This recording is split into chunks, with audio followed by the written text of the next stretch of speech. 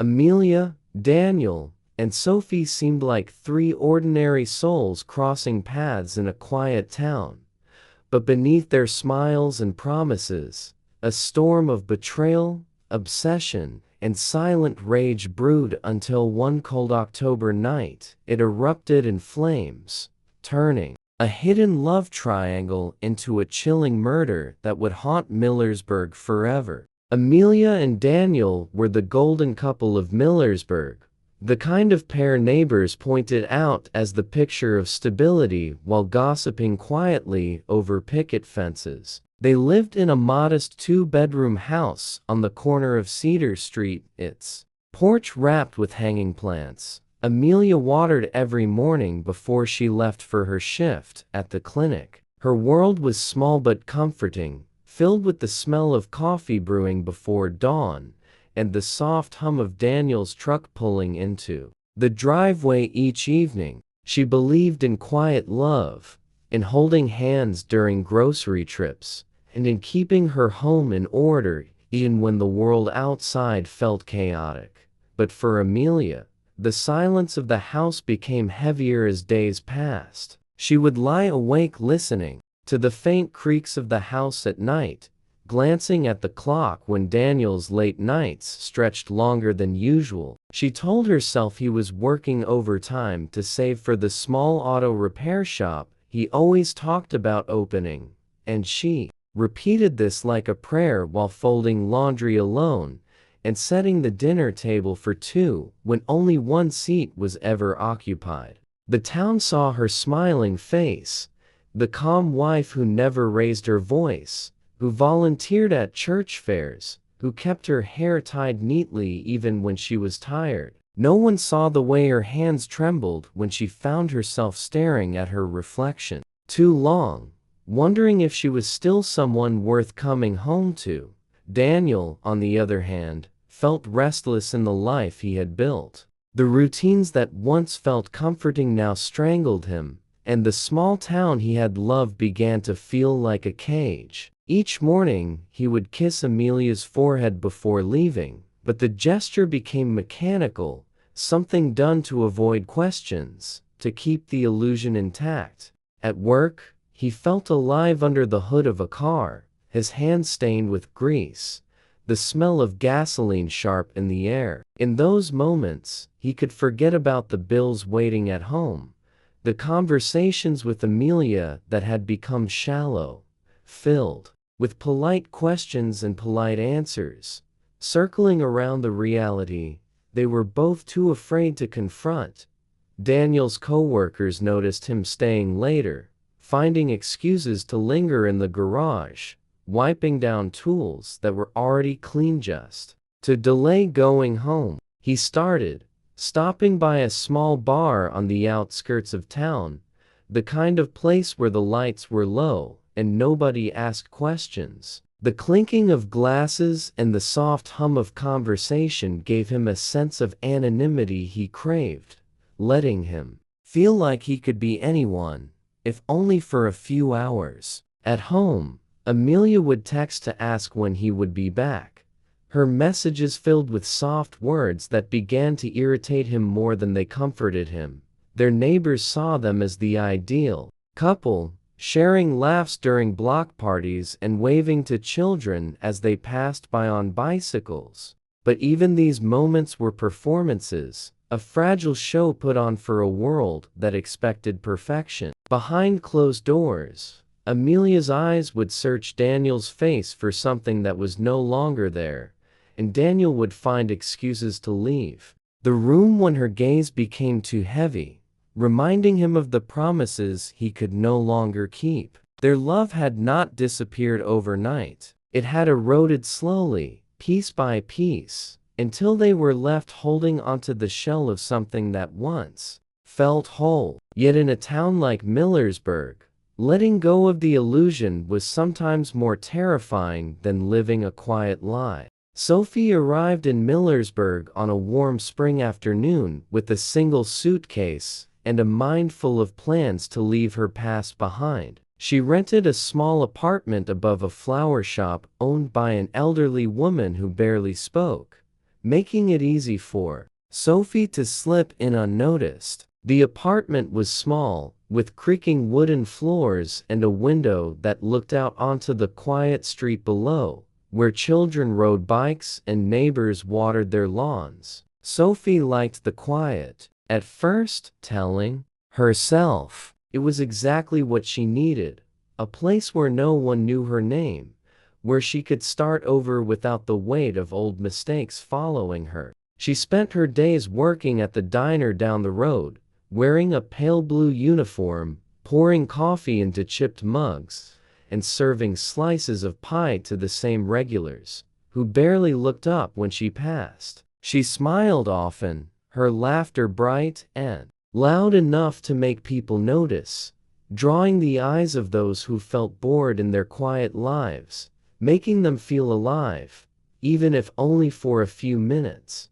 Daniel noticed Sophie the first night he walked into the bar after a long day at the garage. She was sitting near the jukebox, her hair tied up messily, a worn leather jacket draped over her shoulders, tapping her fingers against a glass of cheap whiskey. She looked different from the women in Millersburg, carrying an edge that felt exciting, and the way she threw her head back when she laughed made Daniel's chest tighten with something he had not felt in years. He found himself watching her reflection in the bar mirror, catching the way she smiled at the bartender, the way her eyes softened when she talked about nothing and everything. It felt harmless at first, a conversation shared over a few drinks, a temporary escape from the weight of his life waiting for him at home. But harmless quickly turned into meetings that stretched into late nights, Daniel telling himself it was just a distraction, something to make him feel alive for a while. Sophie, for her part, saw in Daniel a stability she had always longed for, a man who worked hard and talked about his dreams with a quiet certainty. She saw in him the possibility of a home she had never known, a life where she could belong without having to run again. She started waiting for him at the bar, wearing her hair down and a soft perfume that clung to his clothes long after he returned home. They began to meet outside the bar, in parking lots and at the edge of town near the old railway tracks, stealing moments in his truck, pretending the world outside did not exist. The excitement of secrecy wrapped around them, giving every touch and every glance a dangerous thrill. Daniel started finding reasons to leave home, claiming extra shifts and errands, while Sophie found herself checking her phone, waiting for his messages that made her heart race. She wanted more, dreaming of small kitchens and Sunday mornings, of a life with him that felt warm and safe. But Daniel was tangled in a life he was too afraid to leave. And Sophie, growing tired of the waiting, began to demand promises, pushing him to give her something real. What began as a spark quickly turned into a dangerous flame, one that neither of them realized was beginning to burn everything around them. Amelia's mornings turned into rituals of quiet observation. She would stand at the kitchen window with her coffee, watching Daniel's truck disappear down the street, wondering if he was really going to work or driving to meet someone else. She began to notice the small signs, the faint smell of perfume that clung to his shirts, the way he would smile at his phone when he thought she wasn't looking, and how he would turn away quickly if she entered the room while he was checking messages. At night, Amelia would lie in bed with the glow of her phone lighting her tired eyes, scrolling through their photos together, remembering the days when he used to look at her like she was the only person in the world. Now, when he looked at her, it was as if he was seeing through her. Lost in thoughts she could not reach, Amelia tried to hold on to her routines, cooking dinner for two, folding Daniel's clothes, setting his coffee exactly the way he liked it, convincing herself it would make him see her again. She wanted to believe that the man she married was still there,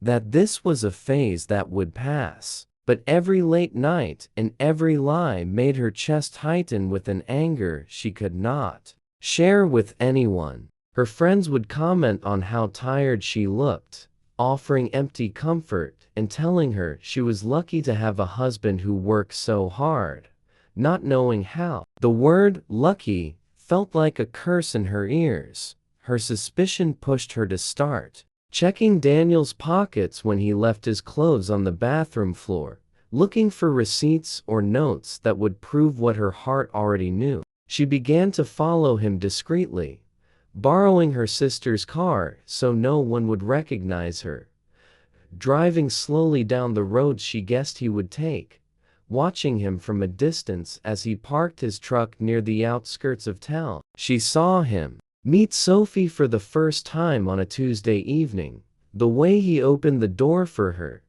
the way Sophie smiled up at him, brushing her hair behind her ear as they walked inside the bar. It was in that moment that Amelia felt something inside her crack, a cold, sharp pain that settled deep in her chest, turning her fear into a quiet fury. At home, she kept pretending, cooking his meals and kissing him goodbye, while inside her mind replayed the image of Sophie's hand on Daniel's arm, the way he laughed with her, a laugh Amelia had not heard in months. She could not stop thinking about Sophie, wondering who she was, what she had that Amelia did not, and why Daniel was willing to risk everything for her. The once soft silence of their home became a suffocating reminder of the distance between them, every room feeling colder, every meal tasting empty.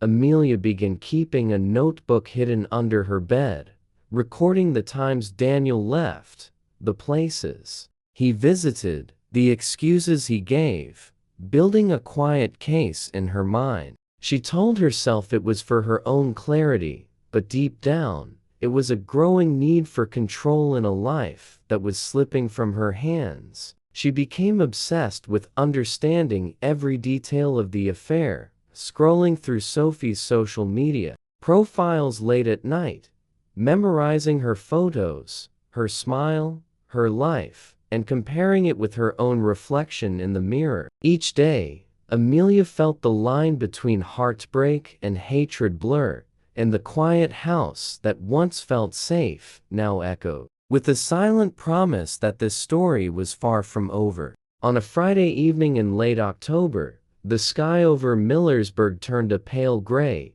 heavy with clouds that threatened rain, but the air remained dry and cold. Sophie's apartment above the flower shop was quiet, the windows dark, the street below empty except for the distant glow of a street lamp flickering near the corner. Inside, Sophie had fallen asleep on the couch with a half-finished glass of wine on the coffee table and a blanket wrapped around her legs. She had spent the evening waiting for a message from Daniel, checking her phone every few minutes, replaying his promises in her mind, telling herself he would leave Amelia soon, that this was only temporary, that she just needed to be patient a little longer. The wine made her eyelids heavy, and the exhaustion of waiting turned into sleep as she drifted off, with the soft hum of the old heater filling the small space. Outside, the street remained empty,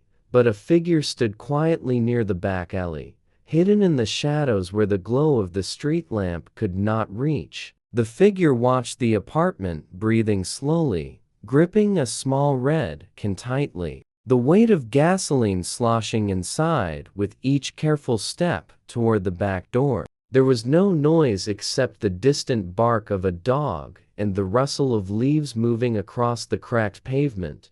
Inside, Sophie's dreams were restless, fragments of conversations with Daniel mixing with memories of other places she had tried to leave behind, places where she had once believed in love before it turned into disappointment. She did not wake when the faint smell of gasoline began to drift through the cracks under the door, did not hear the sound of a match striking, did not see the small, determined flame flicker before it caught hold of the old wood along the frame, climbing upward, turning orange as it spread across the floorboards and along the walls. The fire grew quickly, hungry for the old wood and the worn curtains hanging near the window, smoke curling into the air, filling the room with thick, dark clouds. Sophie stirred, coughing, trying to push herself up, her eyes stinging as she blinked into the darkness, confusion turning into fear as the heat pressed against her skin. She tried to stand, stumbling toward the window, but the smoke was too thick, the heat too intense, the glow of the flames surrounding her, swallowing the small apartment in seconds. Outside, neighbors saw the smoke rising into the cold night air, dark clouds twisting above the flower shop, glowing orange from below as the fire roared, crackling, glass shattering as windows burst under the pressure of the heat. Sirens cut through the quiet of Millersburg, red and blue lights flashing as fire trucks arrived, neighbors gathering in small groups, covering their mouths, their eyes wide as they watched the flames consume the apartment above the shop. Firefighters worked quickly, dragging hoses across the pavement, breaking through doors, spraying water as the fire hissed and fought back, steam rising into the cold air. They found Sophie's body near the window, unrecognizable, her small dreams and quiet hopes reduced to ashes in the room where she once believed a new life was waiting. By dawn, the fire was out, the building blackened and soaked, the smell of smoke lingering on the street as neighbors stood in silence, realizing that the quiet safety of their small town had been shattered forever. The morning after the fire, Millersburg awoke to the scent of smoke still lingering in the air, mixing with the cold breeze that rustled fallen leaves across the empty streets. The flower shop below Sophie's apartment was closed, its windows covered in soot, and yellow police tape fluttered around the blackened entryway. Neighbors who had gathered in small, murmuring groups the night before, now walked past with lowered heads, whispering about the fire, about the woman found inside, about how quickly tragedy had unfolded in a place where nothing ever seemed to happen.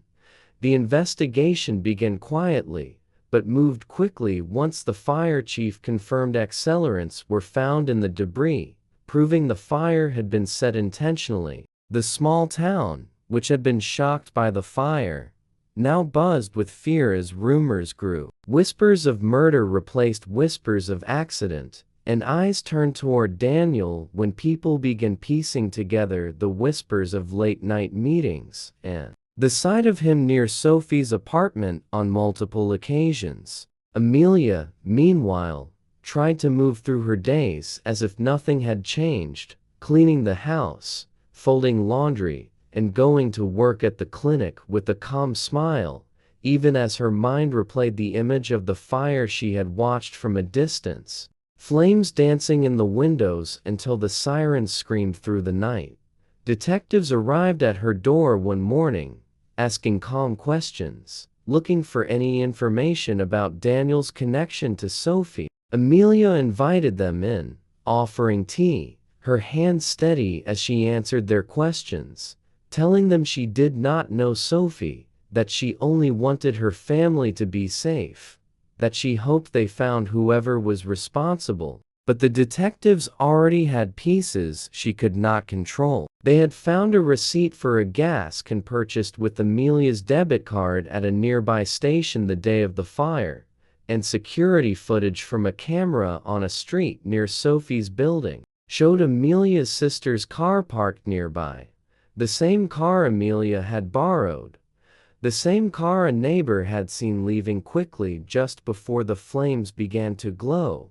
They returned days later with a warrant, searching Amelia's house while she stood in the kitchen, gripping the edge of the counter, watching as they bagged her shoes, the faint scent of gasoline still clinging to them, and scene, but undeniable. Daniel returned home to find police cars outside, confusion turning to horror as he saw Amelia being led away in handcuffs, her face pale, her eyes empty as she glanced at him before looking away, her quiet mask finally cracking. The golden couple of Millersburg, who once seemed untouchable, now stood at the center of a murder investigation, their private life torn open for the town to see. In court, the evidence unfolded piece by piece: the gas can, the shoes, the surveillance footage, the pattern of Amelia's movements in the weeks leading up to the fire,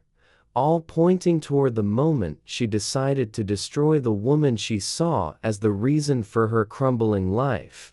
Daniel sat in the courtroom, unable to look at Amelia, while the town watched, realizing the story of the perfect couple was a lie, wrapped in a quiet rage that had turned into murder. Amelia was sentenced to life in prison, her once gentle presence replaced with a cold silence as she was led away, leaving behind a shattered home, a husband burdened by guilt, and a town forever haunted by the night.